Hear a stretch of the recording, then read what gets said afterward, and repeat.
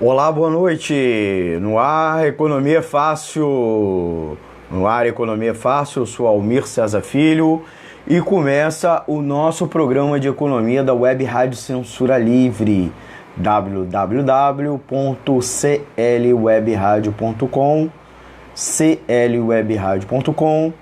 E agora começa o Economia Fácil às 20 horas desta quinta-feira, 21 de novembro de 2019, eu sou Almir César Filho e começa agora a Economia Fácil, a versão estendida que vai ao ar todas as quintas-feiras.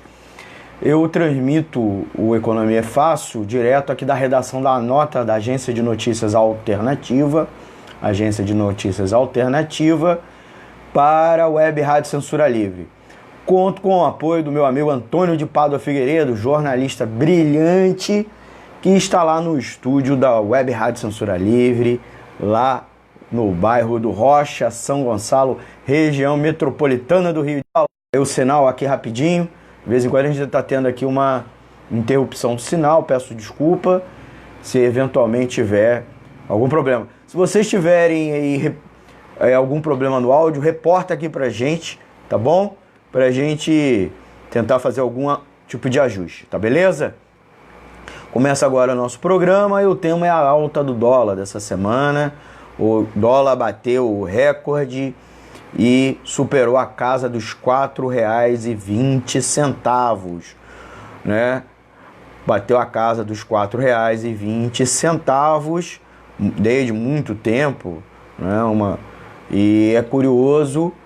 E nós vamos descobrir aqui de maneira conjunta, debatendo o porquê que o dólar chegou à casa dos R$ 20,20, batendo um recorde, indo no sentido contrário do que muitos meses se esperava. Se falava que a aprovação da reforma da Previdência iria diminuir o dólar, a cotação do dólar. O governo Bolsonaro, sendo eleito e governando, traria confiança aos mercados, o dólar iria baixar. Se falou até que o dólar ia chegar até 1,50 e nós estamos aí já discutindo se o dólar vai chegar à casa dos 4,50, se não agora, né? Daqui a algumas semanas, quiçá meses, tá bom? Então nós vamos discutir a alta do dólar, hoje no dia 21 de novembro de 2019. Você, internauta, que estiver nos assistindo pela live do Facebook, por favor, aperte lá o like, o curtir e compartilhe na sua rede social. Você também estiver assistindo pelo YouTube, a mesma coisa, se inscreva no canal, aperta o curtir e é lá o sininho para ser notificado todas as vezes que tiver entrando no ar entrando no canal algum novo vídeo.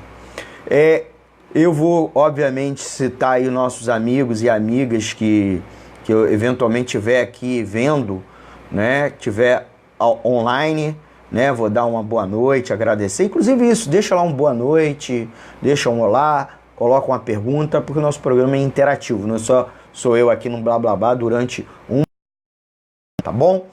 Dúvidas, críticas e sugestões, pode deixar comentário nas nossas redes sociais ou mande um e-mail, economiafácil@gmail.com, economiafácil@gmail.com, tá bom? Você também pode deixar uma mensagem no nosso WhatsApp, tá?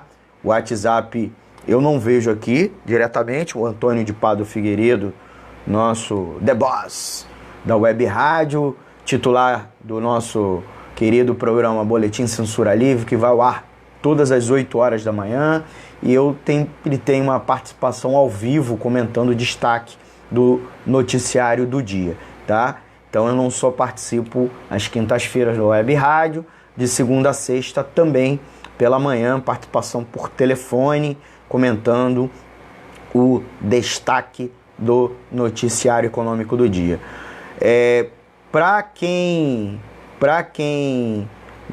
nos acompanha, nós temos aí a opção, além da live, você ouvir a gente pelo aplicativo de smartphone, Smart TV e tablet, baixar lá no Play Store, nosso aplicativo exclusivo, ou abaixe um aplicativo de rádio online. O mais famoso é o Radiosnet, que é inclusive nosso parceiro. Você baixa aí no seu aplicativo e vai nos ouvir como qualquer outra rádio, AM, FM ou mesmo web rádio, que faz sua transmissão pela internet, né, gente? Então, vamos ao nosso tema.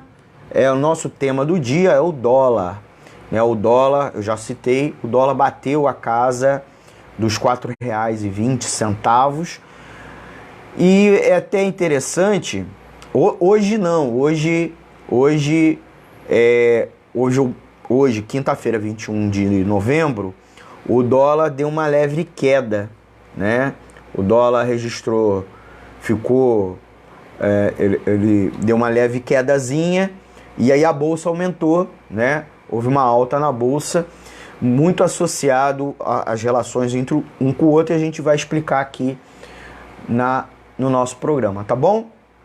Já fiz todas as apresentações, os salam aleiks, agradecimentos prévios, convidei a interagir conosco, os meios de ouvir a nossa web Rádio Censura Livre.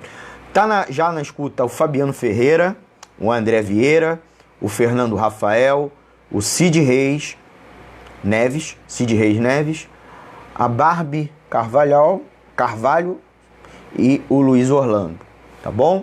Então queria já mandar um beijo e um abraço aos nossos ouvintes que a gente já conseguiu registrar, tá bom? Então, agradecimento. Eu queria, antes de entrar no tema, lembrar que ontem foi o Dia da Consciência Negra, 20 de novembro. Nós fizemos aí uma entrada ao vivo, um outro dia, falando sobre a questão de desigualdade salarial. Tá lá no nosso canal no YouTube, o canal do Economia é Fácil. Você pode assistir o vídeo, depois a gente coloca aqui o link para ele, como também tá lá na nossa página do Facebook do Web Rádio Censura Livre. Vai lá dar uma ouvida. Então, que a gente discorre sobre a questão da desigualdade no mercado de trabalho, a desigualdade associada à questão de raça. Tá legal? Então eu queria pautar isso, a importância desse tema, dessa discussão, mas não é alvo do programa de hoje, desta semana, tá bom? Nós vamos falando sobre dólar, porque muita gente andou me perguntando,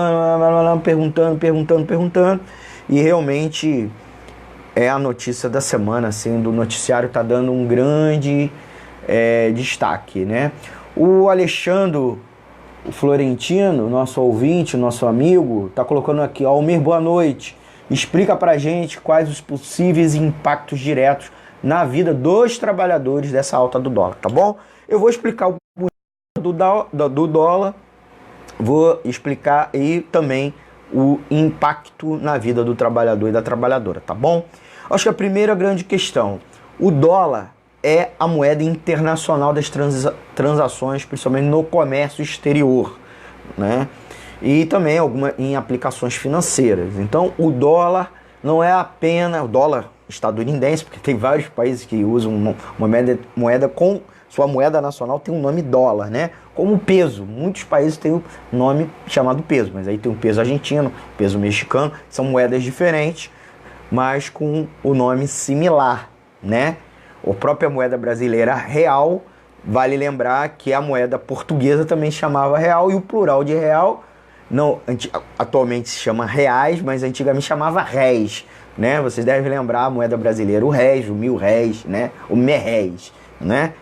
Então, moedas com nome parecido, mas não é a mesma moeda. Embora o dólar também é adotado como moeda nacional de outros países, o caso do Equador, por exemplo. Mas o dólar, pelo peso dos Estados Unidos e principalmente pelos acordos internacionais pós-Segunda Guerra Mundial, é a grande moeda internacional. Inclusive, países mantêm reservas dessa moeda no seu país ou mesmo junto aos bancos internacionais. Então, o dólar é muito importante. No caso nacional, também por causa utilizado no turismo, é utilizado na importação e exportação de bens e serviços, para investimento, para inversões financeiras. Então, colocado isso. As moedas dos países são cotados, fazem cotação, né? O chamado câmbio, né? É cotado pela moeda americana. Então, o real, aqui no nosso mercado, ele tem uma cotação do dólar. Essa cotação é importante porque mostra também o quanto o real está valorizado, está forte, né? Embora isso também pode ser um mau sinal, a gente explica depois. E tem um impacto no mercado financeiro. Por que isso? Quando os investidores ou aqueles rentistas, aqueles que fazem investimento meramente financeiro e buscam apenas a renda, vivendo em renda, e não investimento produtivo, e portanto vivem de lucro e dividendos, os rentistas, embora em certa medida o acionista também é um rentista, né, uma aplicação financeira,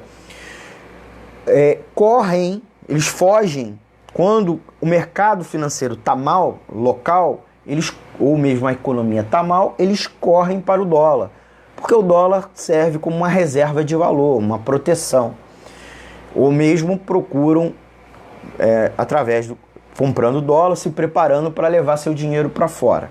Então, há uma relação muito frequentemente contrária entre bolsa, pelo menos bolsa, e a moeda americana. Então, quando a bolsa, a Bovespa, que hoje praticamente é a única bolsa no Brasil, né? Houve um processo de centralização. Antigamente, cada grande cidade ou capital tinha uma grande bolsa. A última grande bolsa a se encerrar praticamente as suas atividades aqui é da capital fluminense, cidade do Rio de Janeiro.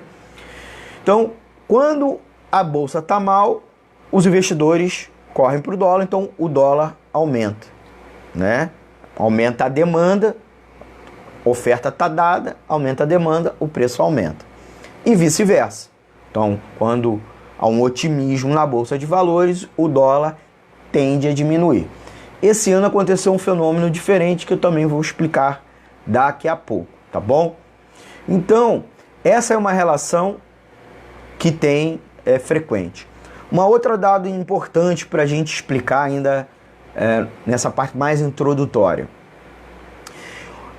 Quando o Brasil exporta produtos, né, o exportador vende milho, soja, ou qualquer outro produto, até um produto industrializado para fora, e ele é pago em dólar, geralmente, na maior parte das vezes, pago em dólar. O exportador não internaliza esse dólar na economia. Esse dólar entra no Banco Central e é convertido, ele converte para real, tá? Então, Banco Central funciona como uma caixa de conversão. Ele, inclusive, é um órgão sucedor de um órgão que se chamava literalmente Caixa de Conversão. Então, ele convertia a moeda estrangeira em moeda nacional. E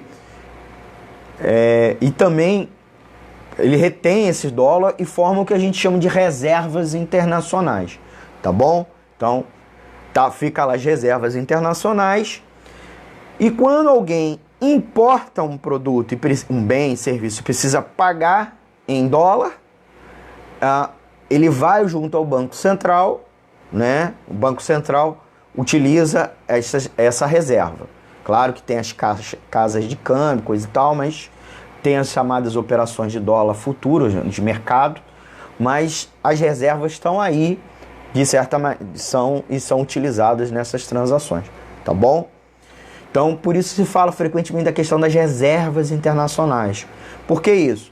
Se o país estiver importando muito e por algum motivo não tiver reserva, nós vamos ter um colapso nos meios de pagamento, né, internacionais. Então, o chamado problema no balanço de pagamento, que é esse equilíbrio, esse balanço, né, entre entradas e saídas de bens e serviços e capital. Então, e o Brasil, ao longo da sua história, vivenciou muitos momentos de alta nas reservas e outros momentos de crise nas reservas.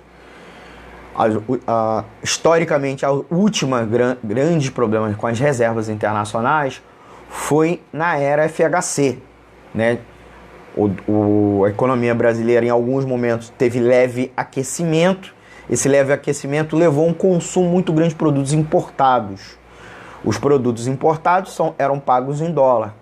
Como a economia não estava exportando suficientemente, ou entrada de investidores estrangeiros na nossa economia, mesmo com as importações, mesmo com as privatizações, venda das empresas nacionais, e aí o estrangeiro vinha, entrava com dólar para comprar, mesmo nessa situação, houve problemas com as reservas internacionais, e aí o Brasil foi obrigado a recorrer ao FMI, o FMI, Fundo Monetário Internacional.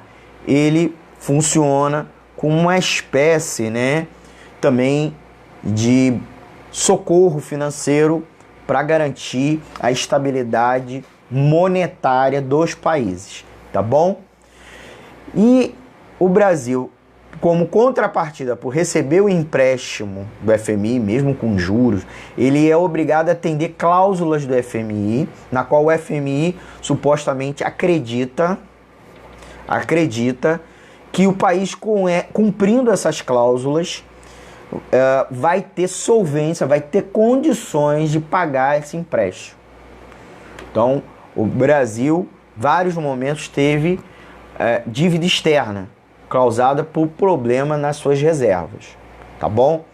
Vale lembrar também um outro aspecto, produtos agrícolas e minerais, eles têm pouco valor agregado, então eles podem gerar muita riqueza no país, mas eles têm pouco valor agregado, em contrapartida aos produtos industrializados. Então o Brasil sempre foi dependente de produtos, de comprar de fora produtos importados. Houve momentos maiores, houve momentos menores. Inclusive nos anos 80, o Brasil era um forte exportador de produtos industrializados. Móveis, mas eletrodomésticos, equipamentos pesados. E essa indústria, ao longo dos anos 90 e anos 2000, em 2010 ainda mais, sofreu muito e houve um certo processo de desindustrialização relativa e também uma alta das exportações mais ligadas à agricultura, principalmente nos anos 2000 e 2010. Nos anos 90 não, tivemos sérios problemas com a exportação agropecuária. Então, inclusive, os ruralistas tiveram graves problemas, inclusive endividando com o Banco do Brasil e passando por períodos até de perdão da dívida. E hoje eles querem impor a agenda político-econômica do país. Olha só que coisa, né? Então o Brasil precisou frequentemente pegar empréstimos do FMI. Isso parou nos anos 2000, inclusive parte do empréstimo do FMI foi pago, porque a economia brasileira passou a ser bastante exportadora de commodities, né? Gerando bastante reservas internacionais.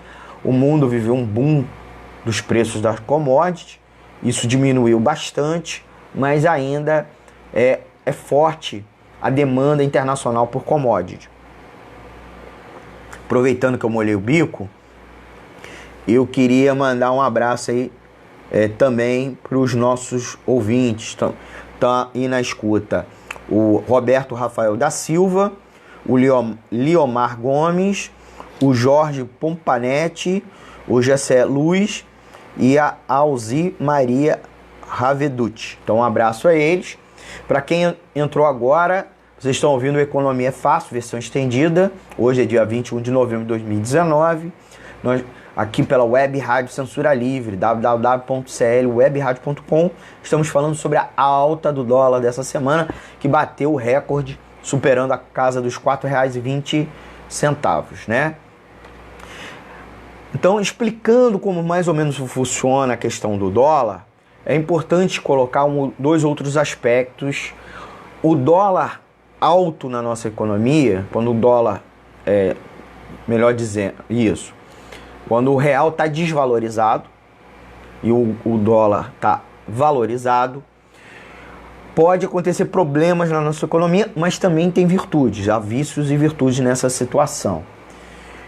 Como boa parte dos nossos produtos no Brasil ou são importados, ou levam peças, insumos importados, ou mesmo são produtos que são comercializados lá fora e são cotados em dólar, uma alta do dólar puxa para cima a inflação, tá bom? Então ela puxa para cima a inflação porque os preços aumentam, né? Inflação é a variação geral de preços na economia, certo? Então a alta do dólar puxa para cima a inflação. É por isso que frequentemente o Banco Central tenta controlar o dólar, injetando dólar na economia para tentar abaixar a cotação do dólar, né? Ele aumenta a oferta interna para tentar abaixar, né, o preço diante dessa demanda aquecida por vários motivos. Um dos motivos é inclusive o descrédito com a política econômica, o descrédito com a economia, com a situação da economia, tá bom? Uma outra questão é, aí vocês podem dizer, então legal quando o dólar tá baixo, né? E o real tá valorizado. Tem virtudes e tem vícios. Uma das virtudes é que valoriza o produto exportado brasileiro, né? Ele ganha um valor, né? Por conta da diferença da arbitragem das moedas. Mas o preço, a outra coisa é que você consegue preços também gerais na economia menores pelo aquilo que eu falei, né? Então, só que as exportações brasileiras sofrem impacto, porque o preço brasileiro fica lá fora muito mais caro. O preço fica caro, não fica atrativo, principalmente os bens que não são commodities, porque não são cotados em dólar. Então fica fica ruim no ponto de vista internacional, pouco atrativo, né? Porque o comércio internacional é transacionado em dólar. Então a desvalorização do dólar, né? A valorização do real, ela é uma faca de dois gumes para a economia brasileira.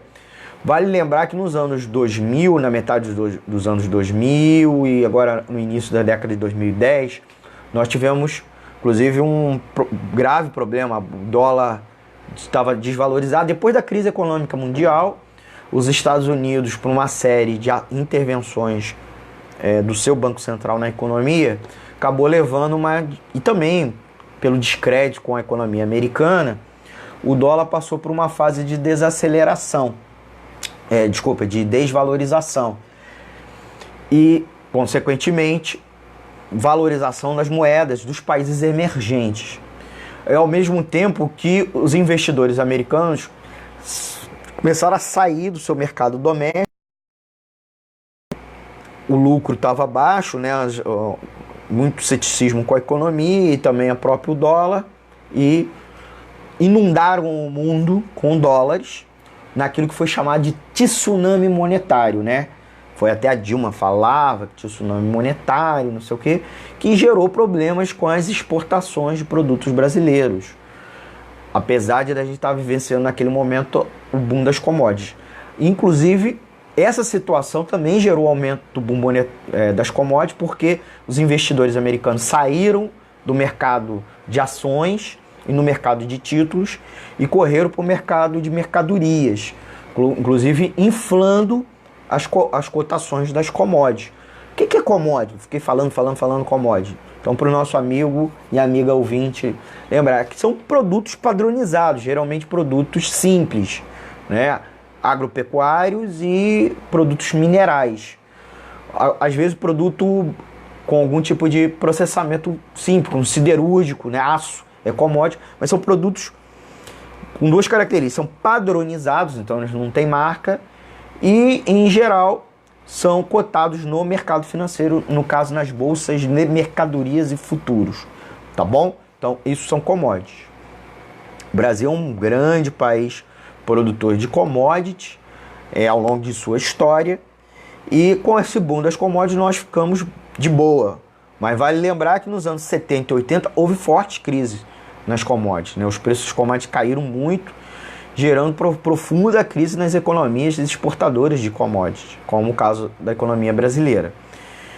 E por outro lado, estava se vivenciando a alta do petróleo, que era a única commodity que estava em alta. Então, os países estavam com dificuldade de gerar dólares para pagar o petróleo. Então, foi uma profunda crise. E essas crises externas, né, no balanço de pagamento, geraram crises na dívida dos países, porque os países começaram a pegar emprestado, ou mesmo houve impacto de descrédito com os títulos desses países, e houve a chamada crise das dívidas, né? Que brotou especialmente nos anos 80, né? E reforçou processos inflacionários em todos os países emergentes, tá? Então, que só foram sendo resolvidos lá pelos anos 90, tá bom? O Brasil foi esse, nós vivenciamos um forte situação inflacionária durante a ditadura militar, principalmente na segunda parte da ditadura, e já no processo de redemocratização, tá bom? Então, há uma série de cuidados com relação ao dólar, por conta disso, do problema das dívidas. O dólar, nos anos 90, foi muito apreciado, né? A moeda nacional foi valorizada, foi apreciada, né? O dólar depreciado e a moeda brasileira apreciada, porque isso garantia importação de bens industriais, bens processados.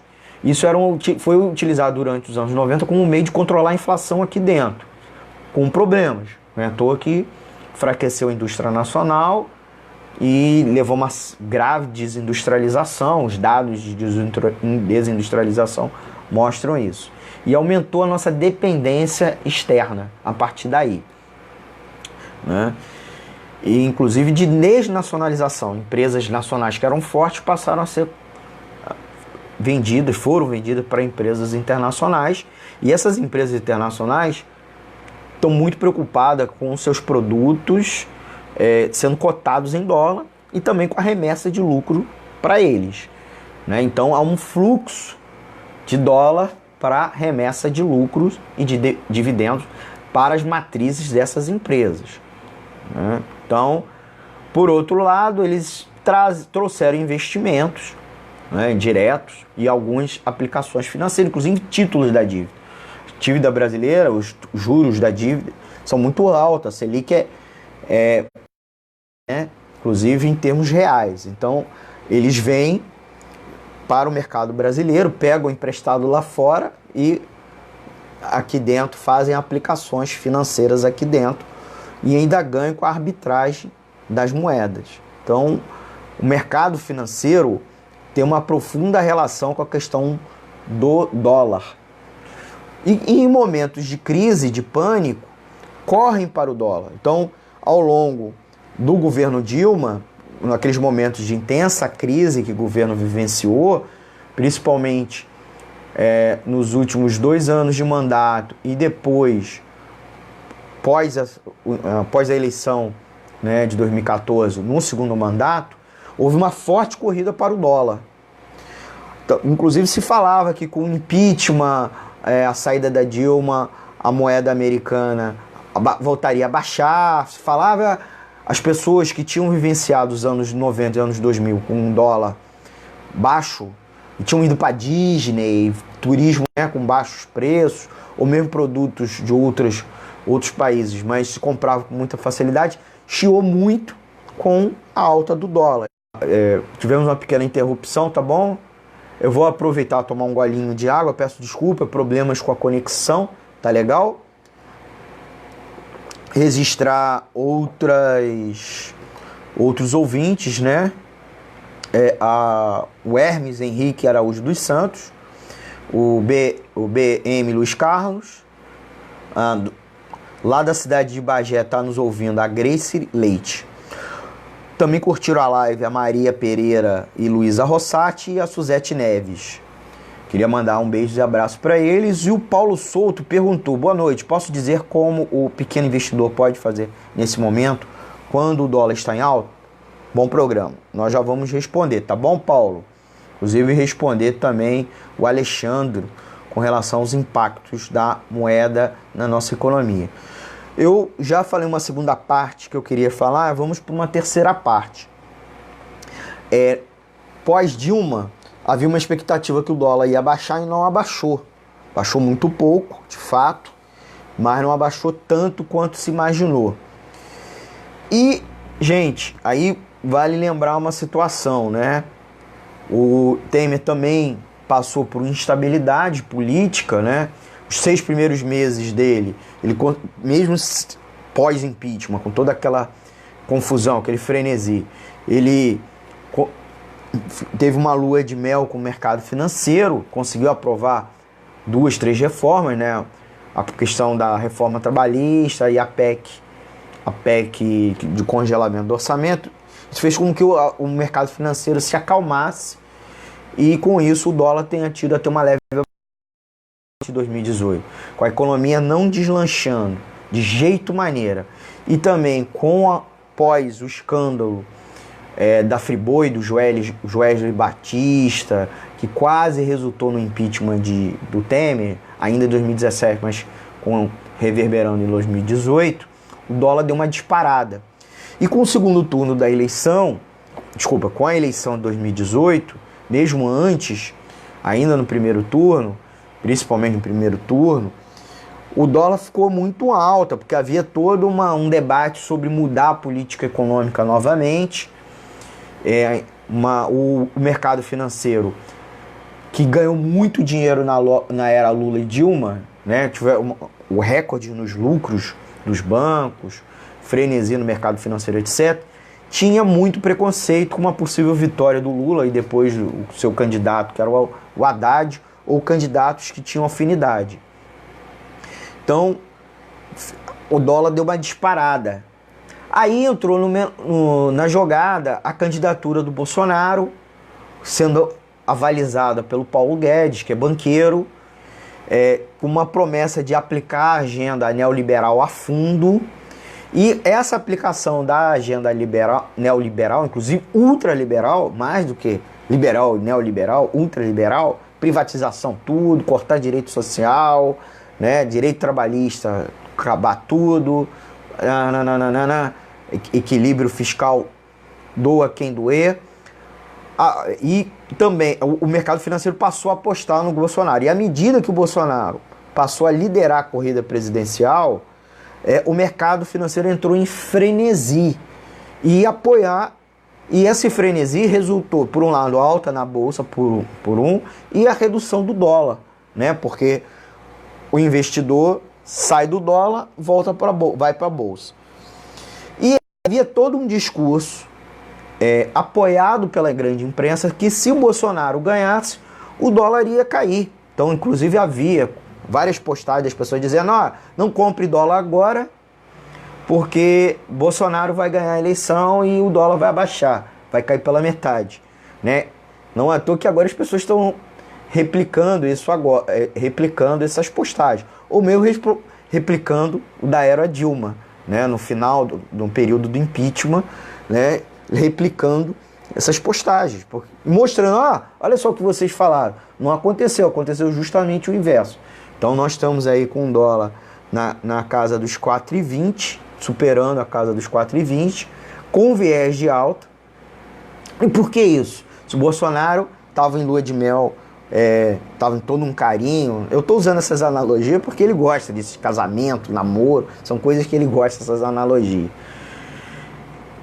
E, inclusive, postagem dizendo que se aprovasse a reforma da Previdência, o dólar iria para 1 e pouco, ou até a imprensa também, artigos na imprensa, o pessoal está cavucando, lembrando, né?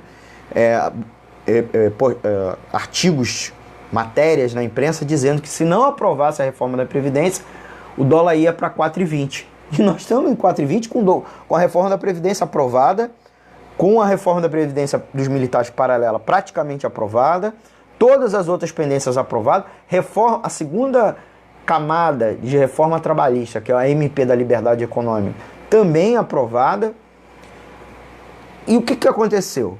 Nós vivenciamos realmente, vale lembrar, meses de euforia, até o dólar com leves quedas, o Banco Central inclusive fazendo operações de swap para tentar não cair muito rápido o dólar, mas também temendo que poderia mais à frente. Swap é uma emissão de título, que inclusive leva ao endividamento do Banco Central, é título público, você tem que pagar inclusive com juros, tá?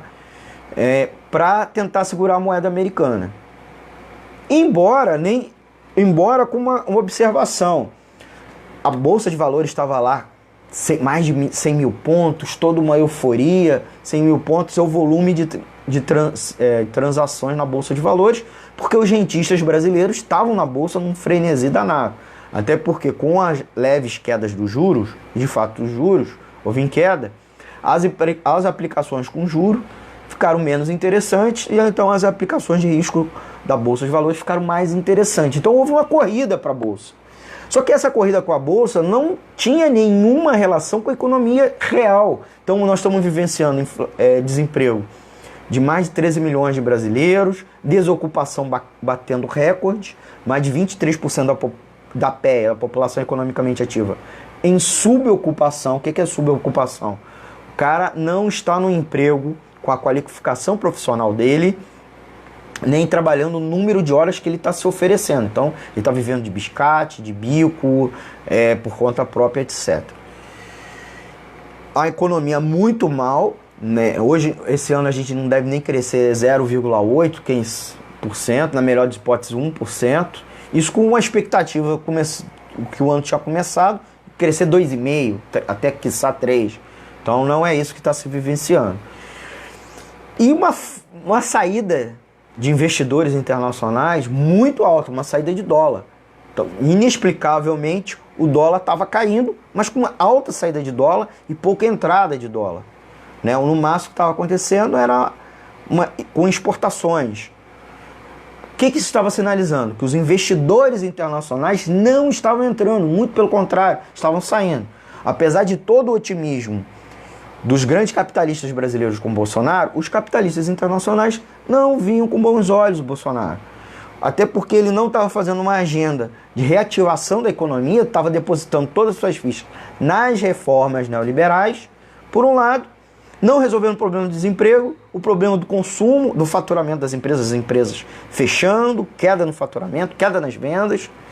Então, era algo especulativo e de investidores nacionais. Os investidores internacionais estão fora do mercado.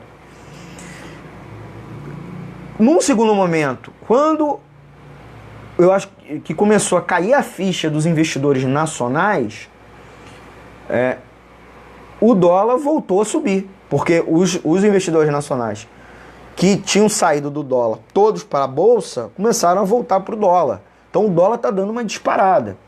E não há exportações com entrada de dólar suficiente que compensem a entrada aqui doméstica, e a saída de dólar continua. Os investidores internacionais estão saindo da economia brasileira. Agora nós estamos numa situação, inclusive, perigosa. Nós tivemos a maior queda da reserva internacional desde 1999, maior queda da reserva. Não que o patamar de reserva seja o mesmo de 99, mas uma queda gigantesca que lembra o que aconteceu em 1999, que foi quando teve uma crise do real muito grave. O real estava sendo mantido muito valorizado, apreciado. Alguns diziam na época, em 98, que era para o FHC ser reeleito. O FHC não tinha grande popularidade, mas conseguiu ser eleito porque a economia estava estável e o dólar estava desvalorizado, o real estava valorizado, o poder de compra do trabalhador estava forte, mas forte para consumir produtos externos. O resultado disso que estava sendo mantido de maneira muito artificial e estourou o real. Teve aquela famosa max desvalorização, né, no final de 98, e em 99 foi ladeira abaixo com a queda das reservas internacionais, levando inclusive o governo FHC a empréstimo junto ao FMI, que foi a maior operação financeira que o FMI fez desde a Segunda Guerra Mundial. Vale lembrar isso, né? As pessoas parecem que esqueceram, né? Valorizam o FHC como o melhor governo, não sei o que, intelectual, e foi uma época muito ruim, inclusive o segundo mandato, que inclusive culminou com duas coisas, com um apagão, uma forte desaceleração da economia, o Brasil chegou a ter crescimento zero, desemprego gigantesco. Foi uma época, inclusive, na minha família, nós passamos necessidade, bastante, coisa que nós não tínhamos em tantos os anos de crise, de era Sarney, etc. Mesmo agora com a crise econômica, nós não passamos tantas dificuldades pessoais quanto no segundo mandato do governo FHC. E a economia, inclusive, quando entra o ano eleitoral de 2002, até a economia estava crescendo, mas uma forte instabilidade. O dólar dispara, né? Haviam dúvidas com relação ao que o mercado financeiro, com relação à trajetória que o eventual governo Lula, que acabou sendo o governo, iria conduzir, né? Qual seria a política econômica dele.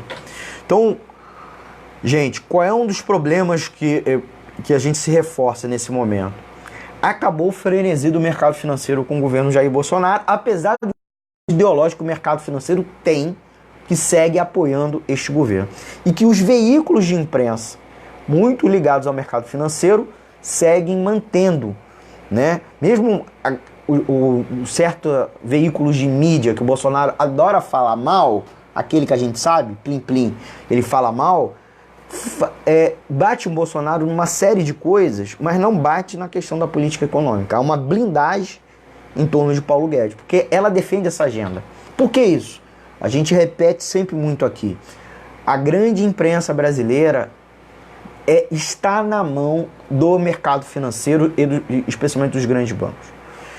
O mercado financeiro ou é dona dos veículos de mídia. Eu cito para você qual banco é dono de qual veículo, inclusive portais da internet, aqueles portais que ajudam você a investir, não sei o que lá das coisas, você que é microinvestidor, eles estão na mão dos grandes bancos. Então, eles não escrevem notícia pensando em você, e sim no interesse do grande banco, o que o grande banco, o que a grande corretora quer que você acredite, porque ele quer obrigar você a comprar determinada ação, determinado título, ser correntista de determinada financeira. Então, gente, muito cuidado com esses veículos de mídia, inclusive da mídia especializada, tá bom?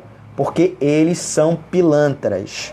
São pilantras porque o veículo de mídia é propriedade dessa instituição financeira, ou eles são a instituição financeira a principal anunciante, e eles não querem afrontar, muito pelo contrário, eles querem agradar o anunciante, ou o veículo de mídia deve muito dinheiro a essa instituição financeira, ou todas as três opções, tá bom?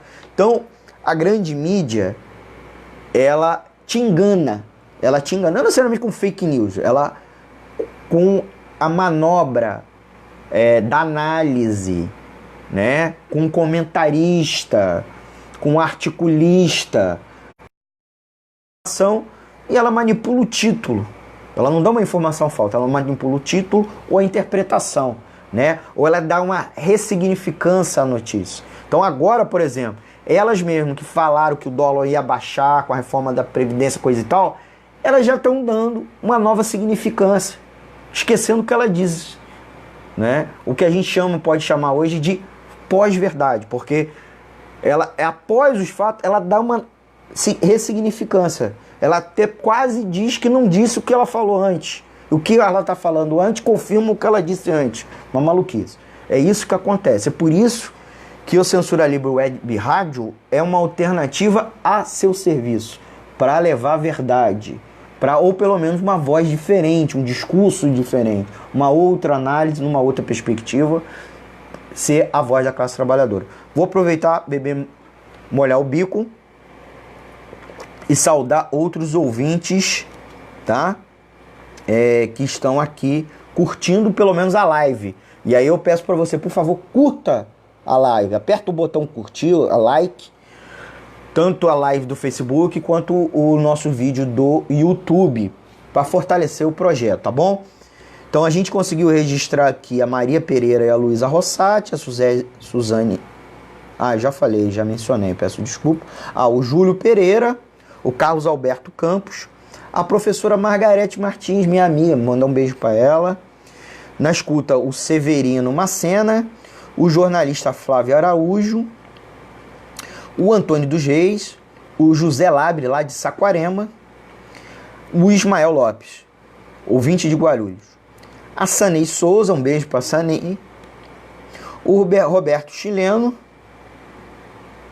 comeu bacalhau no almoço? Aí eu deixa eu aproveitar, gente, já mais na reta final, aprofundar os impactos da alta do dólar, tanto positivos quanto negativos, sobre o trabalhador. Na vida, tudo é contraditório, sempre algo que é muito ruim traz talvez alguma coisa boa, então eu vou mencionar aqui. Essa lua de mel com o mercado financeiro com o Bolsonaro continua, agora só no discurso, porque no plano dos negócios acabou. Então, nós tivemos, inclusive, ao longo da semana, queda na Bolsa, forte queda na Bolsa de Valores, porque o pessoal estava fugindo da Bolsa e correndo para o dólar. Hoje, parece que houve um freio de arrumação, e hoje, quinta-feira, 21 de novembro, e o dólar teve uma quedazinha e a Bolsa teve uma leve alta. Não vejo isso, e procurei vendo outras matérias, o boletim de corretoras, eu mesmo analisando os dados, não vejo que haja uma tendência, se manter, a tendência ainda é a alta do dólar. E por que isso? Nós temos uma profunda crise externa, Estados Unidos e China seguem com a batalha comercial e com o impacto nas exportações do mundo todo, inclusive das exportações brasileiras, porque desacelera a economia do mundo, logo desacelera a demanda, e a demanda, inclusive, pelos produtos que o Brasil exporta. Se a gente ainda exportasse produtos industriais, ou mesmo parasse, diminuísse um pouco as importações de produtos industriais, nos ajudaria. Essa é uma das questões chaves. A outra, ainda associado, que está provocando a alta da dólar, ou a tendência pela alta do dólar, é a própria economia brasileira. Os dados da economia real estão muito ruins e não há uma perspectiva.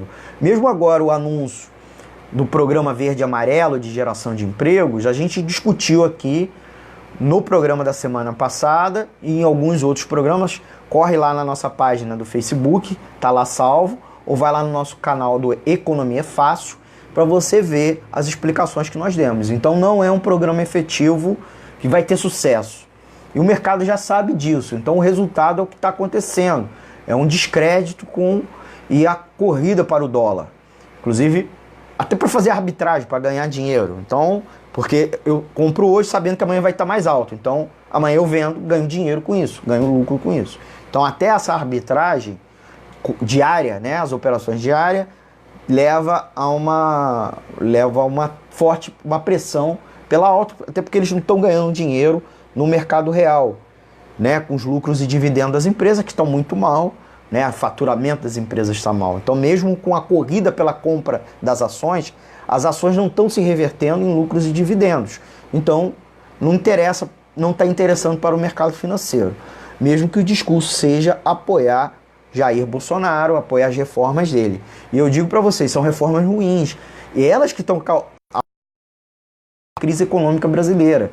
Nós já discutimos aqui as séries você pode não gostar, mas assiste o nosso vídeo, entende, tá?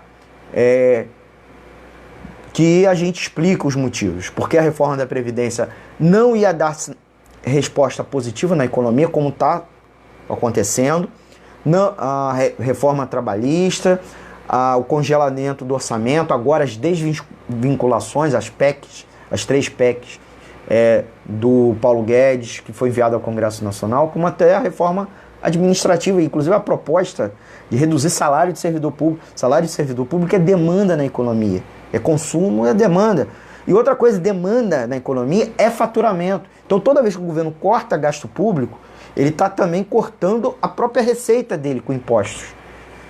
Na tentativa maluca de equilibrar, ele gera um desequilíbrio no momento subsequente, né? Há uma queda da arrecadação, aí eu corto o meu gasto para tentar equilibrar. O resultado é o que eu vou cortar, vou ter uma queda novamente no mês seguinte da arrecadação, porque gasto público é demanda, demanda é faturamento, faturamento é impostos. É simples, gente, é muito simples, né? Parece que os caras não estudaram macroeconomia como eu. Fiquei lá 5 anos na faculdade, que era o tempo mínimo, eu fiquei até mais um pouquinho, tá? Deu uma esticadinha, que eu trabalhava, graduação, e os caras trabalham como economistas há mais de uma década e meia, e os caras estão aplicando uma política recessiva para a economia brasileira, que só empurra por buraco. E aí, se a gente vê um levante popular como os nossos vizinhos, não dá para reclamar, dizer que é uma conspiração comunista, Foro de São Paulo, coisa. Não, é porque o povo está se levantando contra as dificuldades da economia. E uma agenda governamental que não é pró-direitos sociais ou retomada do crescimento. E assim, lucro para os banqueiros, especialmente para os grandes empresas. Você que é microempresário, essa agenda do governo é uma porcaria, tá? E aí vamos lá, qual é o impacto da alta do dólar? Provavelmente uma alta na inflação, né? Os caras já, inclusive o mercado financeiro já mudou a sua expectativa de crescimento da inflação. Eles estavam esperando crescer a inflação esse ano só 3%, que é abaixo do centro da meta de inflação, que é 3,5%. Então eles já estavam esperando 3%, e essa semana já revisaram para 3,33%. Porque isso, aquilo que eu expliquei, dólar aumentando, puxa para cima os produtos que são importados, os produtos que são commodities, inclusive o preço do combustível, né? A Petrobras mesmo já aumentou o preço do combustível, né? Nem espera mais. A Petrobras aumenta o preço do combustível e com ela todas as concorrentes, porque é outra coisa, o mercado não é monopolizado. Então não vai culpar a Petrobras, tem que culpar as outras, as concorrentes, que acabam usando, são empresas seguidas da Petrobras, né? E com isso ganham muito dinheiro, né? Então o governo deveria ter, inclusive, uma outra conduta sobre o preço dos combustíveis e também o próprio preço do combustível operado pela Petrobras. Mas isso é um outro programa que a gente conversa num outro momento, tá bom? A alta do dólar tem algum aspecto positivo? Tem. Talvez melhore as exportações brasileiras, que estão passando bastante sufoco esse ano pela crise internacional, pela guerra comercial dos Estados Unidos e China, também pelo descrédito do Bolsonaro. Bolsonaro já criou problemas internacionais que levou, inclusive, a algum impacto, sim, nas exportações, tá bom? Não adianta dizer isso. Aí tem um comentário aqui acho que é do Antônio ou de algum ouvinte. Bebendo muita água, tô com uma sede, amor. Tô com sede. Não comi bacalhau não, mas tô com sede, tá quente aqui na redação, não tem ar-condicionado. Então, e é um tema que também, né? Então, também estão nos ouvindo. Eu queria mandar um abraço para Marcélia Carraro. Curtiu a transmissão, Fernando Rafael, e também a Dirce, com Y, Dirce, tá bom? Gente, já indo para os fechamentos, é importante colocar qual é a medida. Eu falei do impacto, né? Um impacto ruim da alta do dólar na nossa economia, o impacto, possível impacto positivo. Eu até acho que não vai mais que compensar, né, o aspecto positivo, que é o possível melhora das exportações, não vai compensar o aspecto negativo. Até porque nós estamos com outra questão, uma baixa entrada de investimento estrangeiro na economia brasileira, apesar das privatizações, né, as rodadas agora da seção onerosa de petróleo, dos poços de petróleo, ninguém veio comprar.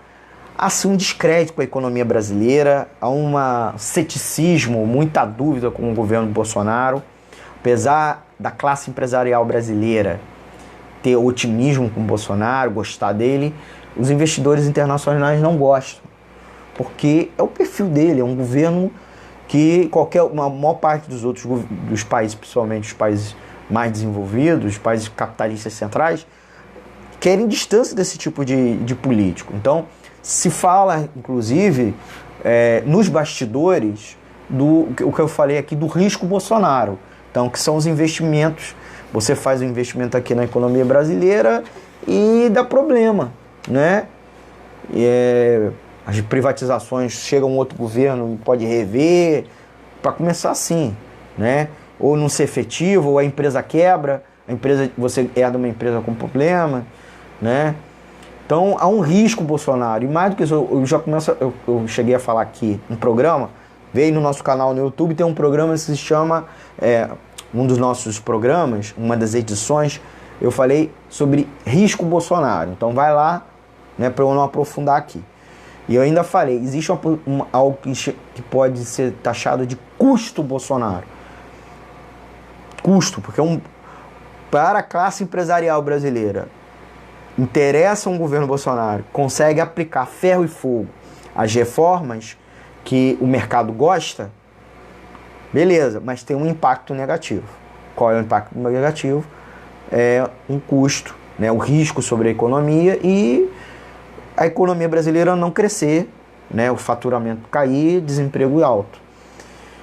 Desemprego alto também afeta consumo e a queda afeta faturamento.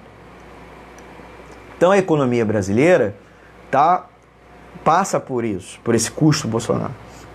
Então é necessário, na verdade, mudar a política econômica. Mudar o que o Paulo Guedes está fazendo, mesmo tirar o Paulo Guedes. É isso mesmo que eu falei.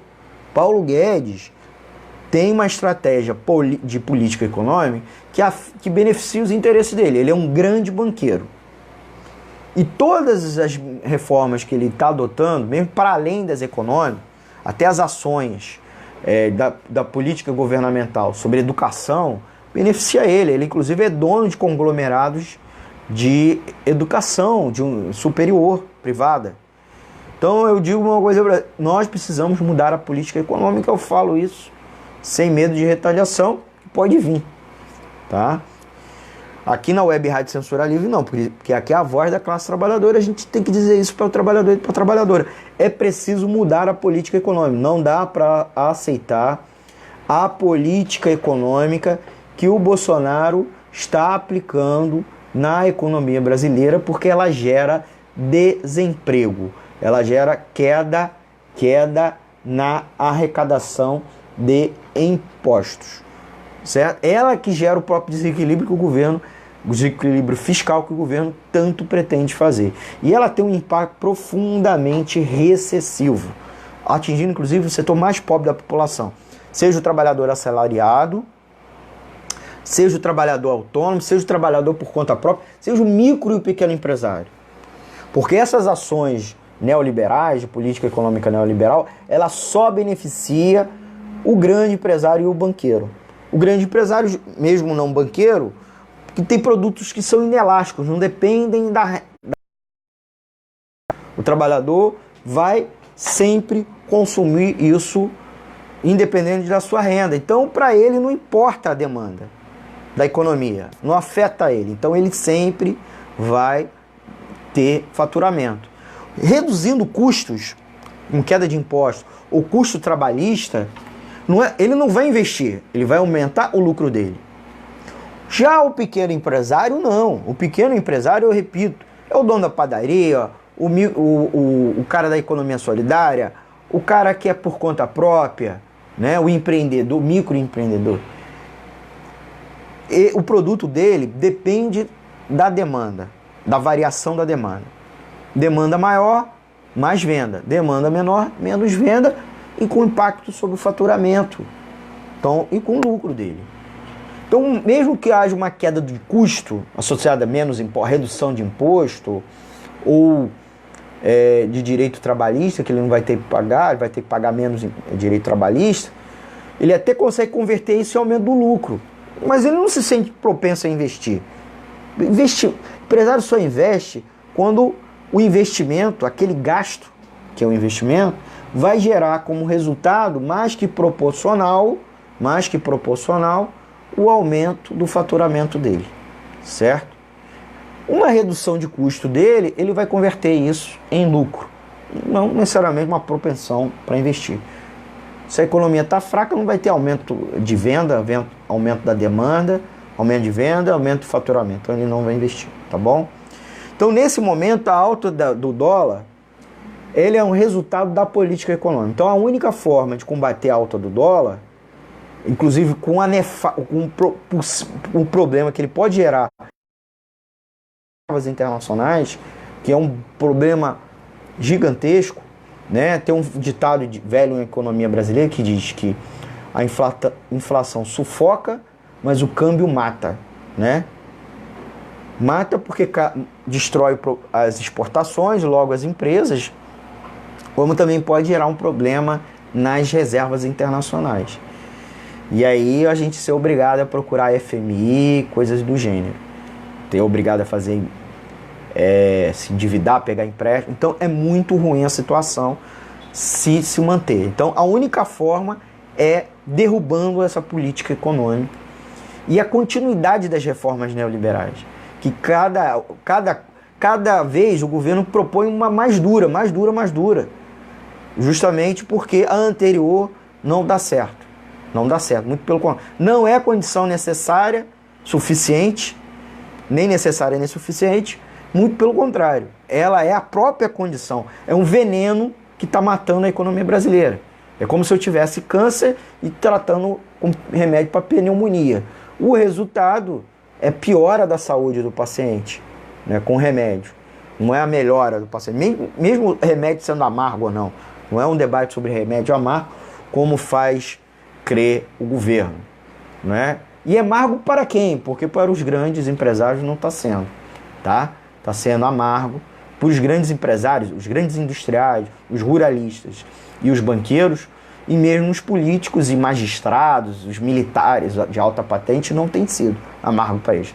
Tem sido para o trabalhador e para a trabalhadora assalariada, seja de classe média, seja o micro pequeno empresário, seja o trabalhador informal, precário, etc. Tá bom?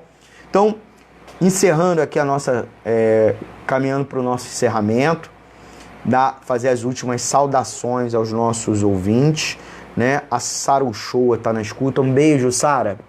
Grande beijo, tá?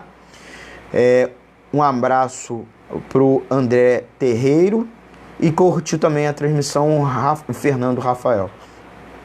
Então eu queria agradecer a todos e todas que nos ouviram, pedir aquele like para fortalecer o projeto, aperta lá o like, seja no Facebook, seja lá no YouTube, tá bom? Dúvidas, críticas, sugestões, manda um e-mail pra gente, pro economiafácil@gmail.com, ou deixa nas nossas redes sociais, tá beleza? Vocês também podem mandar um WhatsApp aqui pra rádio, tá? Um textozinho, E queria pedir, antes de encerrar, aquela ajuda, contribuição financeira. A nossa web rádio sem fins lucrativos, ela é mantida por trabalhadores e trabalhadoras, tá? Nós não temos anúncio, propaganda paga, só recebemos dinheiro de pessoas físicas, trabalhador e trabalhadora, como também de entidade, sindicato, né? Estamos à disposição, associação de moradores, inclusive oferecendo espaço na programação, tá bom?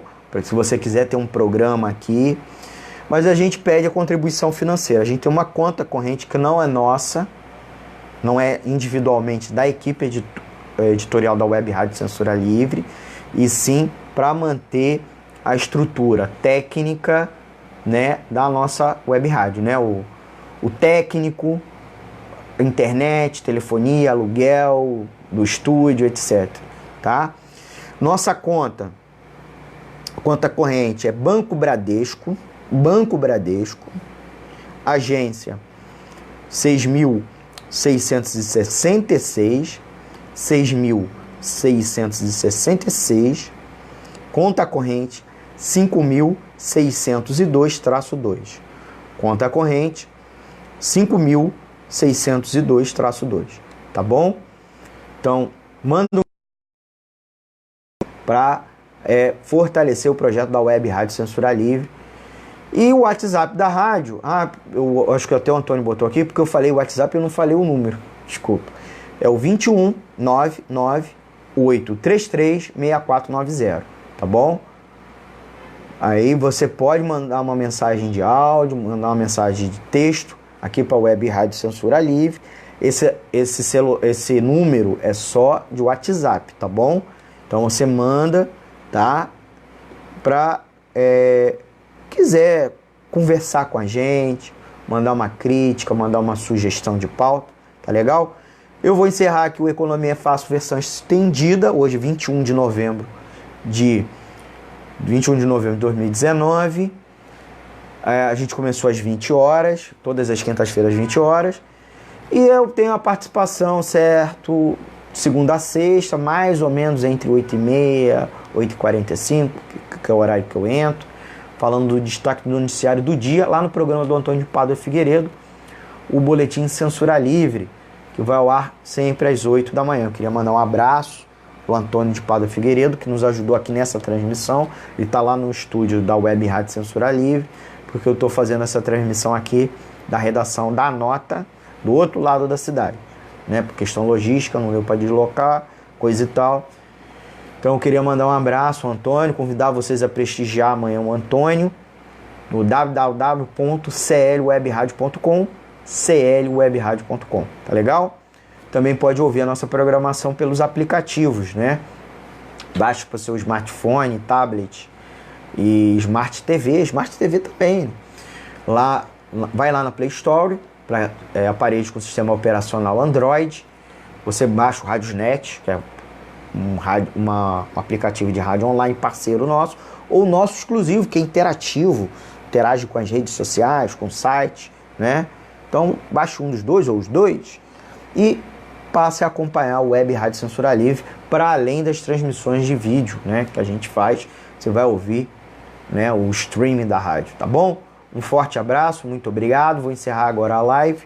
Eu acho que eu falei, citei o nome de todos e todas, agradecer pela audiência, pedir para vocês seguirem ouvindo a programação lá no nosso site da Web Rádio Censura Livre. Quando eu encerrar aqui a live, o programa aqui a gente depois vai subir para o YouTube. Então, lá no YouTube, vai lá no nosso canal para assistir nossos vídeos do Economia é Fácil. Lá o canal Economia é Fácil. Vai lá, se inscreva, tá bom? Aperta o sininho para receber as notificações de novos vídeos, tá bom? Vai lá e interage, comenta também, se inscreva e comente. Tá? Falou, gente? Um forte abraço, muito obrigado e até o próximo programa. Web Rádio Censura Livre, a voz da classe trabalhadora. Tchau, tchau, gente. Vejo vocês por aí. Amanhã, no Boletim Censura Livre, de manhã, com Antônio de Pádua Figueiredo, a gente conversa por telefone o destaque do noticiário do dia. Beijos e abraços. Tchau, tchau.